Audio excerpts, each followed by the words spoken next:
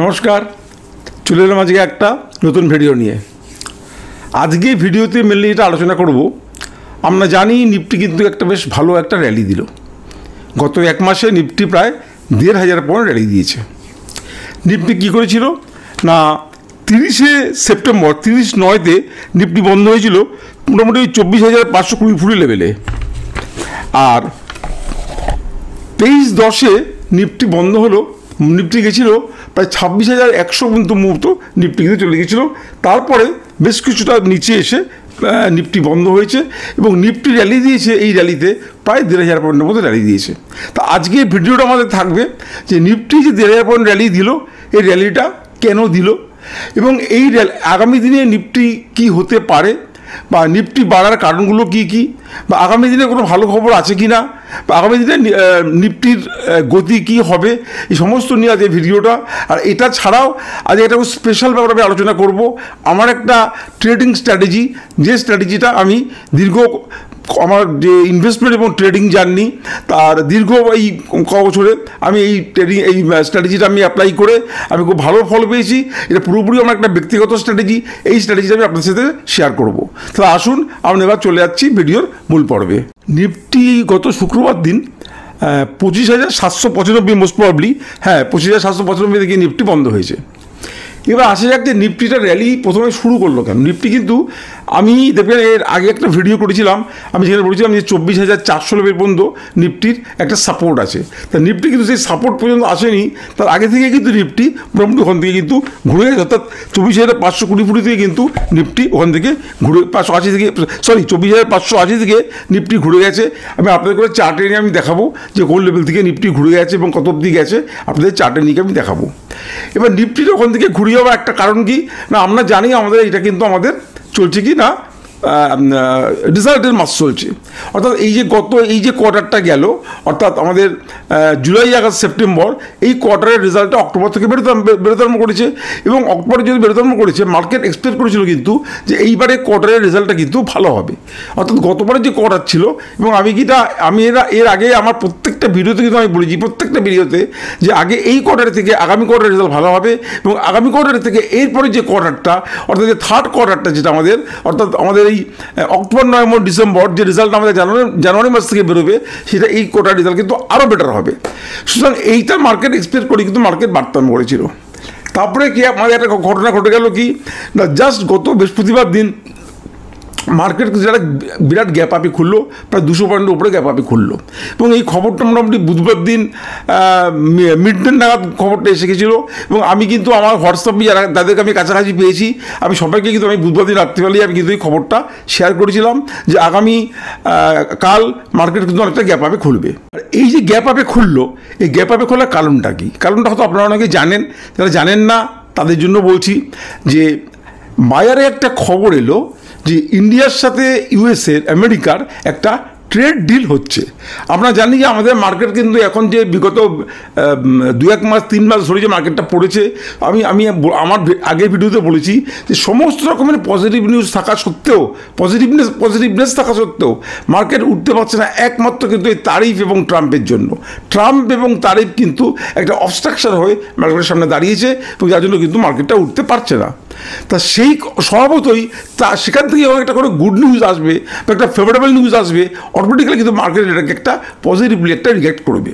তাহলে খবরটা খুব জোরালো খবর ছিল যে ইন্ডিয়ার সাথে আমেরিকার একটা ট্রেড ডিল হচ্ছে এবং সেই ট্রেড ডিলটা মোটামুটি একটা সমাপ্তির পথে। এবং সেই ট্রেড ডিলটা কি না, ইন্ডিয়া মোটামুটি যে আমেরিকা যেটা বলেছিল যে রাশিয়া থেকে তেল কেনা বন্ধ করতে হবে, ইন্ডিয়া তেল কেনা বন্ধ করছে না, কিন্তু ইন্ডিয়া তার পরিমাণটা কমাচ্ছে, একটা কাট করছে এবং বলছে গ্র্যাজুয়ালি আমরা এই তেল কেনাটাকে আমরা করবো কি কমাবো। এবং এছাড়াও যেটা আমেরিকার যে একটা ডিম্যান্ড ছিল, ইন্ডিয়াকে কী করতে হবে না, আমেরিকার যে এগ্রিকালচার প্রোডাক্ট সেটা বাড়ানোর জন্য, তা এক্সপোর্টটা বাড়ানোর জন্য ইন্ডিয়া তাদেরকে অ্যালাউ করতে হবে। এবং এগ্রিকালচার প্রোডাক্টটা কী না, সেটা হচ্ছে একটা আমাদের non genetically modified American corn and soya meal. এই প্রোডাক্টগুলোকে ইন্ডিয়াতে আসবার জন্য ইন্ডিয়াকে একটা গ্রিন সিগন্যাল দিতে হবে, ইত্যাদি তাকে ইন্ডিয়া রাজি হয়েছে। এবং সেই কারণে কিন্তু ট্রাম্পের সাথে যেটা আমাদের ইন্ডিয়ার যেটা ট্রেড ডিল হচ্ছে, সেটা আমাদের যে 50% ট্যারিফ পড়েছিল সেখান থেকে চলে আসছে জাস্ট 15 থেকে 16%, 15 to 16% নেমে আসবে, এরকম একটা জোরালো খবর কিন্তু মার্কেটে ছিল। এবং এই খবরটা ছিল যে আমাদের যেই ট্রেড ডিলটা এটা একদম সমাপ্তির পথে, এটা 2-1 দিনের মধ্যে কিন্তু খবরটা বেরোবে। এই জন্যই কিন্তু মার্কেটে একটা বিরাট একটা গ্যাপ আপে খুলেছে। এবারে বৃহস্পতিবার দিন যে গ্যাপ আপে খুললো, মার্কেট কিন্তু সেটা কিন্তু রাখতে পারলো না। মার্কেট কী করলো না, ওপরে খুলে তারপরে বেশ কিছুটা কিন্তু মার্কেট আস্তে আস্তে পড়ে গেল এবং একটা নেগলিজেবল একটা পজিটিভ পয়েন্টে নিফটিটা বন্ধ হলো। এবং তারপর দিন শুক্রবার দিন, জাস্ট এই শুক্রবার দিন কী হলো না, মার্কেট যথারীতি কিছুটা প্লাসই খুলে মার্কেট কিন্তু প্রায় 96 পয়েন্ট মাইনাস করে মার্কেট কিন্তু বন্ধ হয়েছে। এখন আমি একটু অন্যভাবে বর্ণনার ব্যাপারটা করব। দেখুন, এখন আমাদের কাছে সবচেয়ে বড় প্রশ্ন হলো যে তাহলে আগামী দিনে মার্কেটটা কী হতে পারে, মানে ইন নিয়ার ফিউচার। এখন দেখুন, মার্কেটে দুখানা খবর কিন্তু মার্কেটে খুব চলছে। একখানা হচ্ছে আমাদের এই তারিফের ব্যাপারটা, আর সেকেন্ড হচ্ছে আমাদের বিহার ইলেকশন, সামনে বিহার ইলেকশনটা। এখন এই যে তারিফের যে খবরটা আমাদের এখনও পর্যন্ত ফাইনালাইজ হয়েছে কিনা আমরা কেউই জানি না, এবং বলছি একটা প্রায় 90% নাকি এটা হয়ে গেছে। যদি কোনো দিন ওয়ান ফাইন মর্নিং বা আফটার ক্লোজিং দ্য মার্কেট যদি কখনো এই খবরটা এসে পৌঁছায় যে আমাদের ট্রেড ডিলটা হয়ে গেছে এবং আমাদের ওই তারিফটা 15-16% জায়গায় আছে, তাহলে কিন্তু মার্কেট কিন্তু আবার একটা গ্যাপ আপে খুলে আবার একটা কিন্তু ভালো রান দেবে। এবং তার সাথে যদি বিহার ইলেকশানে যদি এনডিএ গভর্নমেন্ট বিজেপির যে সাথে বিজেপির যে গভর্নমেন্ট, সে বিজেপির গভর্নমেন্ট যদি আজকে বিহারে গভর্নমেন্ট ফর্ম করে, তাহলে বুঝতেই পারছেন এটাও কিন্তু মার্কেটের পক্ষে খুব দারুণ পজিটিভ খবর, এবং তাতেও কিন্তু মার্কেট কিন্তু খুব ভালো রান করবে। ফলে আমরা কিন্তু এখন জাস্ট খবরের উপর দাঁড়িয়ে আছি। আমরা জানি যে মার্কেট চলে কিন্তু খবরের ওপরে, শেয়ার চলে কিন্তু তার আর্নিংসের উপরে। শেয়ারের আর্নিংস ভালো হলে যদি সামান্য মার্কেট নেগেটিভও হয়, তবে অনেক শেয়ার কিন্তু সেদিন ভালো পারফর্ম করে। অর্থাৎ এখন এই যে মার্কেটটা একটু খারাপের দিকেই যাচ্ছে, যদি এখন যে রেজাল্টগুলো সামনে থেকে বেরোবে, যদি সে সমস্ত কোম্পানিগুলো রেজাল্ট ভালো করে, তবে তারা কিন্তু প্লাসে আছে। অর্থাৎ কোম্পানির শেয়ার পারফর্ম করে কিন্তু কোম্পানির আর্নিংসের উপরে, শেয়ারের পারফরমেন্সের উপরে, আর মার্কেট কিন্তু পারফর্ম করে আমাদের খবরের উপরে। তাহলে এই খবর যদি আগামী দিনে পজিটিভ হয়, তাহলে মার্কেট কিন্তু আবার উপরের দিকে যাবে বলে আমার কিন্তু ব্যক্তিগতভাবে এটা ধারণাটা আছে। কিন্তু এর মধ্যে আরেকটা ব্যাপার আছে, সেটা হচ্ছে দেখুন, এই যে দুটো খবর যে মার্কেটটা দেখুন, আমরা জানি আগেও বলেছি অপারেটররা চালায়, এবং অপারেটরদের কাছে অনেক খবর অ্যাডভান্স থাকে, তারা অনেক ভিতরের খবর পায়, যেগুলো কিন্তু আপনি বা সাধারণ ট্রেডাররা পায় না। সেজন্য কী হচ্ছে যে এই যে দুটো খবর আসবে, এই দুটো খবর আসার আগে, অর্থাৎ আগামী সপ্তাহে বা তারপরের সপ্তাহে, এই ইনবিটুইন দিস পিরিয়ড মার্কেটে কী ঘটবে এটা বলা খুব মুশকিল ব্যাপার। এবং মার্কেট যেহেতু একটা দুটো বড় রেড ক্যান্ডেল ফর্ম করে মার্কেট দাঁড়িয়েছে, ফলে আগামী দিনে কী হবে, মার্কেট কি কিছুটা প্রফিট বুকিং করে কিছুটা মার্কেট নামবে, নাকি এখান থেকে কোনো যদি ভালো খবর এসে মার্কেট উঠবে, এটা কিন্তু বলাটা খুব মুশকিল। তবে এইটুকুনি বলা যায় যে মার্কেটের মধ্যে কিন্তু ভোলাটিলিটি প্রচণ্ড হারে থাকবে। আচ্ছা, আমরা চলে এসেছি নিফটি 50 চার্টে। তা তো ওই চার্টটায় আমি আপনাদের জাস্ট দেখাচ্ছি জিনিসটা। এইখানে লক্ষ্য করুন যে 29 সেপ্টেম্বর, 29 সেপ্টেম্বর এখানে নিফটি কোথায় গেল, 24,591। তো আমাদের একটা তার আরেকটু নিচে নিফটির এটা ছিল, তার নিচে এখানে স্মল সাপোর্টটা ছিল 400 নাগাদ। তা নিফটি কিন্তু অত অব্দি গেল না, তার আগেই নিফটি কী করলো, এখান থেকে কিন্তু নিফটি ঘুরে গেল। এই লেভেল থেকে ঘুরে গিয়ে নিফটি সোজা উঠে গেল। উঠে গিয়ে ওই আমি বললাম যে এটা একটা ভালো খবরে, যেটা আমি বলছি এই ভিডিওটা পুরোটাই, যে ভালো খবরটা এসেছিল যে আমাদের তারিফ কমে যাচ্ছে, সেই খবরটা এটা একদম লাস্টে চলে গিয়েছিল 26,100 পর্যন্ত চলে গিয়েছিল, 26,100 পর্যন্ত চলে গিয়েছিল 23 অক্টোবর, 23 তারিখ। এবার সেদিন কিন্তু ওইটা কিন্তু যেটা গেল সেটা কিন্তু রাখতে পারলো না। বিকেলের ইভিনিংয়ের দিকে করলো কি, এটা একটা রেড ক্যান্ডেল ফর্ম করে এখান থেকে এটা আবার এইখানে এসে ক্লোজিং দিল, এই 25,888 ক্লোজিং দিল। তারপরের দিন আবার কিছুটা প্লাসে খুলেছিল, অল্প প্লাসে খুলেছিল, খুলে এখানে গিয়ে আবার তারপরে করলো কি, এটা এই লেভেলে দিয়ে এসেছিল, এই এত দিয়ে এসেছিল নিফটিটা 734 দিয়ে এসেছিল, কিন্তু তারপরে কিছুটা মেকআপ দিয়ে আবার এই লেভেলে বন্ধ হলো 24,790-95 মতো লেভেলে গিয়ে বন্ধ হলো।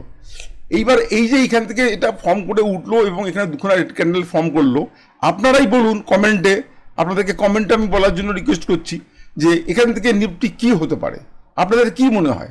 এখান থেকে কি নিফটি এখান থেকে কি আবার উদ্যোগতি দেবে, এখান থেকে নিফটি আবার কিছুটা পড়বে?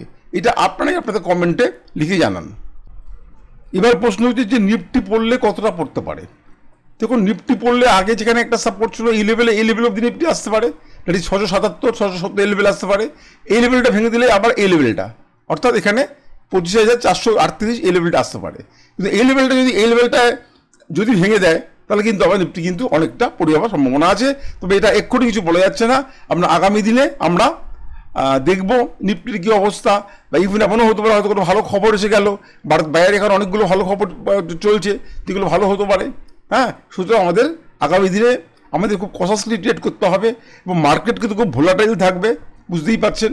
আমাদের কিন্তু খুব কসাসলি আমাদেরকে ট্রেড করতে হবে। আচ্ছা, আমি এখন খুব বেশি ভিডিও করতে পারছি না, আমার নিজের ব্যক্তিগত কিছু কাজে আমি ব্যস্ত হয়ে পড়েছি। তবে আমি কিন্তু বিশেষ সময় যে ইম্পর্টেন্ট টাইম থাকবে আমি অবশ্যই আপনাদের কাছে কিন্তু ভিডিওগুলো নিয়ে আসবো। আমি ঠিক এর আগে কিন্তু সোনার দামটা নিয়ে আমি ভিডিও করেছিলাম যে সোনা এখানে কেনা উচিত কিংবা সোনার কি বাজার, এবং দেখুন আমি ভিডিও করার পরেই কিন্তু সোনার দাম কিন্তু আস্তে আস্তে কিন্তু কমতে আরম্ভ করেছে।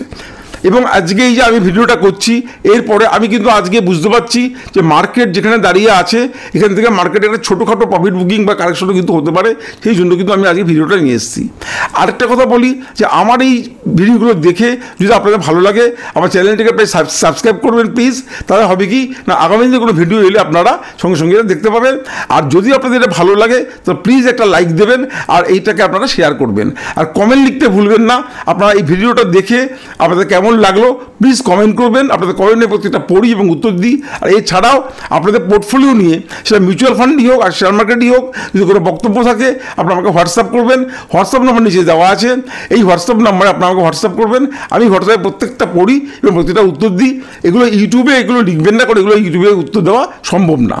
আরেকটা বিশেষ কথা বলছি, সেটা হচ্ছে আমার ট্রেনিং ক্লাস খুব শীঘ্রই আরম্ভ হচ্ছে। এই যে মার্কেট ওঠানামা করছে, এই যে শেয়ারের যে পারফরমেন্স, এই বিভিন্ন জিনিস নিয়ে আমাদের ট্রেনিং ক্লাসে আলোচনা হবে। আমরা এই ট্রেনিং ক্লাসে ফান্ডামেন্টাল তো পড়াবোই, আর এই ছাড়াও আমরা কিছু বিশেষ টেকনিক্যাল ইন্ডিকেটার ইউজ করব এবং টেকনিক্যাল চার্ট দেখাবো। আমি এইটুকুনি বলতে পারি যে আমার এই ট্রেনিং ক্লাসটা ঠিক বাজার চলতি যে ট্রেনিং ক্লাসগুলো আছে তার থেকে সম্পূর্ণ ভিন্ন প্রকৃতির হবে। এবং এইখানে এই ট্রেনিং ক্লাসটার মাধ্যমে আমি যে পুরো যে টোটাল যে কোর্সটা করাবো তাতে করে আপনারা ইন্ডিপেন্ডেন্টলি স্বাধীনভাবে আপনারা মার্কেটে ট্রেডিং বা ইনভেস্টমেন্ট করতে পারবেন। এবং কীভাবে আপনারা শেয়ার চয়েস করবেন, অর্থাৎ কোন শেয়ারটা আপনারা এন্ট্রি নেবেন সেটা আপনারা বুঝতে পারবেন। এবং আপনাদের ইন্ডিকেটার দিয়ে আমি দেখিয়ে দেবো যে কোথায় আপনারা এন্ট্রি নেবেন এবং কোথায় আপনারা এক্সিট করবেন, এই প্রত্যেকটা ইন্ডিকেটার এটাকে শো করবে। এবং এছাড়াও কোম্পানির যে ফাইন্যান্সিয়াল রেজাল্ট, কারণ কোম্পানি ফাইন্যান্সিয়াল রেজাল্টের উপরে, তার আর্নিংসের উপরে কোম্পানির শেয়ার ওঠানামা করে, এটা আমি একটু আগেই বলেছি। শুধু ফাইন্যান্সিয়াল রেজাল্ট সম্বন্ধে আমরা বিশদভাবে আলোচনা করব। অর্থাৎ ফান্ডামেন্টাল একটা কোর্সে যা যা থাকা দরকার, ফান্ডামেন্টাল, টেকনিক্যাল এবং ফাইন্যান্সিয়াল, এই তিনটে ব্যাপার নিয়ে কিন্তু বিশদ আলোচনা করে আমাদের কোর্সটা হবে।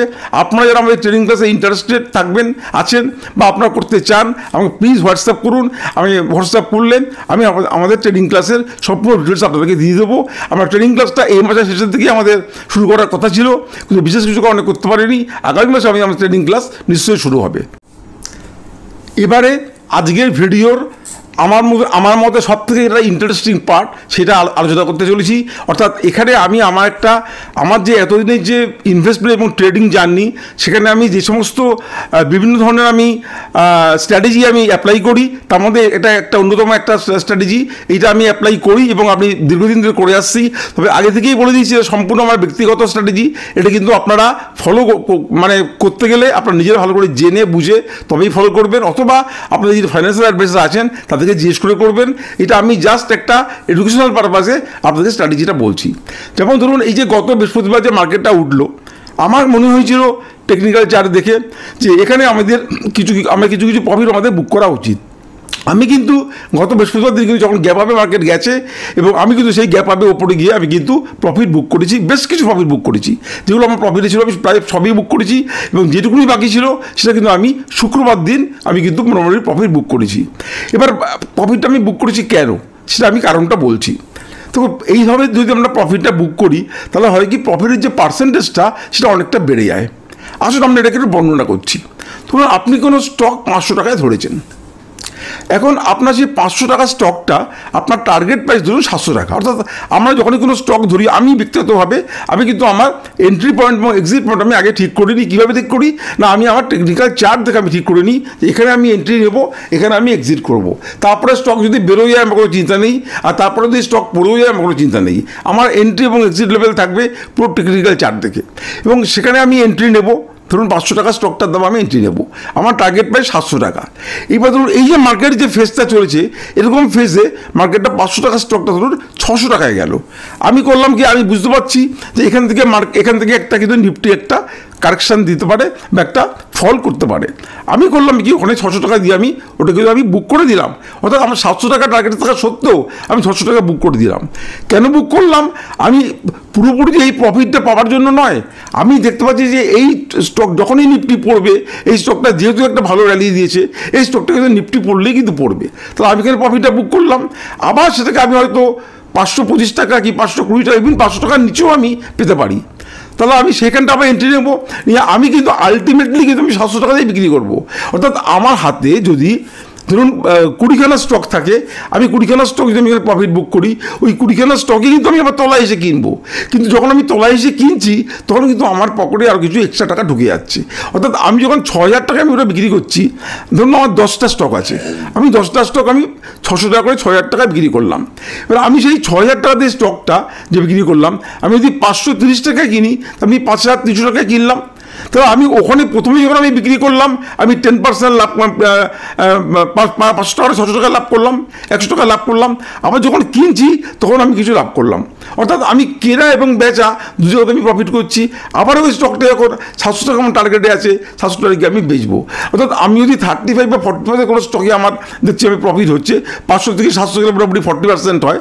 আমার যদি সেটা হয়, যদি আমার যদি প্রফিট হয়, তাহলে কিন্তু আমি দেখবো যে সেই প্রফিটটা কিন্তু আমার 40 থেকে অনেক বেশি হয়ে গেছে। তবে আমি যে বললাম, এটা আমার পুরোপুরি ব্যক্তিগত ব্যাপার। তবে আমি প্রফিট বুক করেছি, এবং আগামী দিনে যদি মার্কেট আবার কোনো ভালো খবরে এই যে র্যালিটা দিচ্ছে, এই র্যালিটা যদি আরও দীর্ঘ হয়, আমি আবারও প্রফিট বুক করব। প্রফিট বুক করে আমি বসে থাকবো। তার কারণ হচ্ছে, আমি এখন প্রফিট বুকটা করছি কেন? To accumulate the cash. আমি ক্যাশটাকে আমি অ্যাকুমুলেট করছি, কারণ মার্কেটে cash is the king. Cash যার কাছে আছে সেই বাইরে রাজা। মার্কেট যখন পড়ে যায়, আপনারা দেখবেন যে আমরা যদি উপরে ইনভেস্ট করে বসে থাকি, মার্কেট পড়ে গেছে কিন্তু আমাদের কাছে টাকা নেই, আমরা তখন মার্কেটটা দাঁড়িয়ে দেখি যে মার্কেটটা পড়ছে, আমাদের কিচ্ছু করার নেই, আমরা উপরে কিন্তু ফেসে আছি। সেই জন্য নিয়ম হচ্ছে, মার্কেট যখন এই র্যালি দিয়ে কিছুটা উপরে যাবে এবং আমার কিছুটা প্রফিট থাকবে, আমি প্রফিট বুক করে তলায় আসবো, আবার সেখানে কিনবো, কিনে আবার যখন ওটা উপরে যাবে তখন কিন্তু আমি আবার উপরে গিয়ে আমি বেচবো।